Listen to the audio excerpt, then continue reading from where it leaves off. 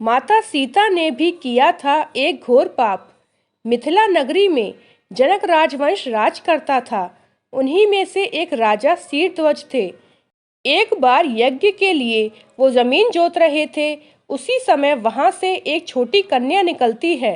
इस सुंदर कन्या को देखकर राजा को बहुत खुशी हुई। उन्होंने उस कन्या को अपनी पुत्री बना लिया। उसका नाम सीता रखा। एक दिन सीता अपनी सहेलियों के साथ बगीचे में खेल रही थी। वहां उन्हें एक तोते का जोड़ा दिखाई दिया जो बहुत ही खूबसूरत था। वे दोनों पक्षी एक पर्वत की चोटी पर बैठकर बातें कर रहे थे। पृथ्वी पर श्री राम नाम से विख्यात एक बड़े सुंदर राजा होंगे। उनकी महारानी का नाम सीता होगा। श्री राम सीता के साथ कई वर्षों तक राज्य करेंगे। धन्य है वे राम, जानकी देवी, और धन्य है वे श्री राम। तोते की ऐसी बातें सुनकर सीता ने सोचा कि ये दोनों तो मेरे ही बारे में बातें कर रहे हैं। इन्हें पकड़कर मैं इनसे अपने जीवन से जुड़ी सारी बातें पूछ सकती हूँ। इसीलिए उन्होंने अपनी सहेलियों से उन दोनों पक्षियों को पकड़कर लाने को कहा। उनकी सहेलियां उस पर्वत पर गईं और दोनों पक्षियों को पकड़कर ले आईं। माता सीता उन पक्षियों से कहती हैं कि तुम दोनों बहुत सुंदर हो। देखो, डरो नहीं, मैं तुम्हें कोई नुकसान नहीं पहुंचाऊंगी। तुम बस मुझे ये बताओ कि तुम कौन हो और कहाँ से आए हो।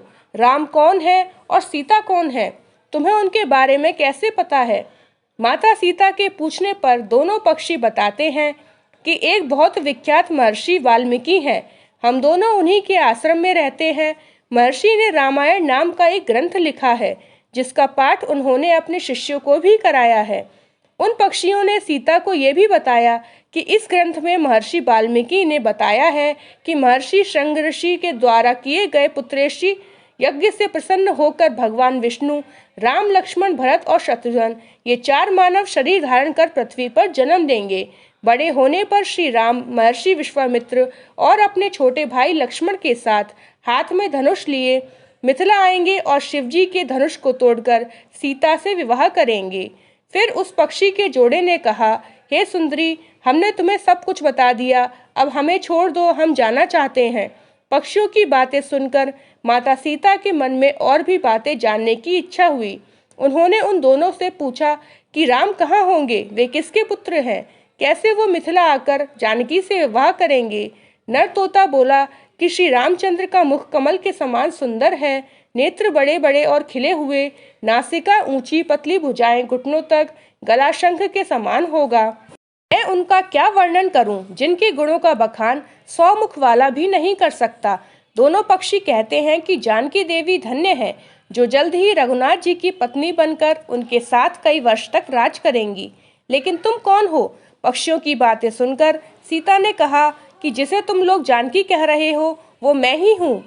माता सीता उन्हें कहती हैं कि मैं तुम दोनों को तब ही छोड़ूंगी जब श्री राम यहाँ आकर मुझसे विवाह करेंगे। तब तक तुम दोनों आराम से मेरे घर में रह सकते हो।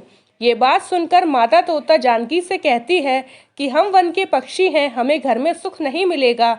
मैं गर्भवती हूँ, मुझे जाने दो। मैं अपने स्थान पर जाकर बच्चे पैदा करूंगी। आप चाहें तो उसके बाद फिर मैं यहाँ आ जाऊंगी। उसके कहने पर भी सीता जी ने उसे नहीं छोड़ा। तब उसके पति यानी नर तोते ने कहा, सीता, मेरी पत्नी को छोड़ दो, वो गर्भवती है। जब ये बच्चों को जन्म दे देगी तब उसे लेकर मैं फिर तुम्हारे पास आ जाऊंगा। तब माता सीता ने कहा, तुम आराम से जा सकते हो, लेकिन ये मुझे बहुत पसंद है। तुम घबराओ नहीं, मैं इसकी अच्छे से देखभाल करूंगी। जब सीता ने उस मादा तोते को छोड़ने से मना कर दिया तब वो पक्षी दुखी हो गया। पक्षी दोबारा सीता जी से निवेदन करता है कि मैं अपनी पत्नी के बिना जिंदा नहीं रह सकता, इसीलिए इसे छोड़ दो। सीता, तुम बहुत अच्छी हो, मेरी प्रार्थना मान लो। इस तरह उसने बहुत समझाया, लेकिन सीता ने उसकी पत्नी को नहीं छोड़ा। तब मादा पक्षी ने क्रोध में सीता को श्राप दिया कि अरे, जिस प्रकार तू मुझे इस समय अपने पति से अलग कर रही है, वैसे ही तुझे भी स्वयं गर्भवती की अवस्था में श्री राम से अलग होना पड़ेगा। कुछ दिन बाद पति से बिछड़ने के दुख में मादा पक्षी के प्राण निकल गए। पत्नी की मौत हो जाने पर नर पक्षी दुखी हो गया। फिर वो सीता जी से बोला कि मैं मनुष्य से भरी श्री राम की नगरी अयोध्या में जन्म लूंगा। मेरे ही कारण तुम्हें पति के वियोग का दुख उठाना पड़ेगा। ये कहकर वो वहां से उड़ गया। कुछ साल बाद उसका जन्म अयोध्या में धोबी के घर पर हुआ।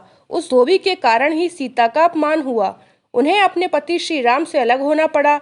उस तोते का श्राप ही सीता जी के पति श्री राम से बिछड़ने का कारण बना। इसीलिए जब माता सीता गर्भवती थीं तो उन्हें भी पति से दूर वन में रहना पड़ता है। आपने अक्सर लोगों को कहते सुना होगा कि हमें हमारे कर्मों का फल यही मिलता है। इस कहानी से ये बात सिद्ध भी हो जाती है कि कर्म के फल से कोई भी नहीं बच सकता, फिर चाहे वो भगवान राम हो या सीता, सभी को अपने कर्मों का फल भोगना पड़ता है। दोस्तों, वीडियो पसंद आई हो तो वीडियो को लाइक करें, शेयर करें, चैनल को सब्सक्राइब करें और कमेंट में जय श्री राम ज़रूर लिखें। धन्यवाद।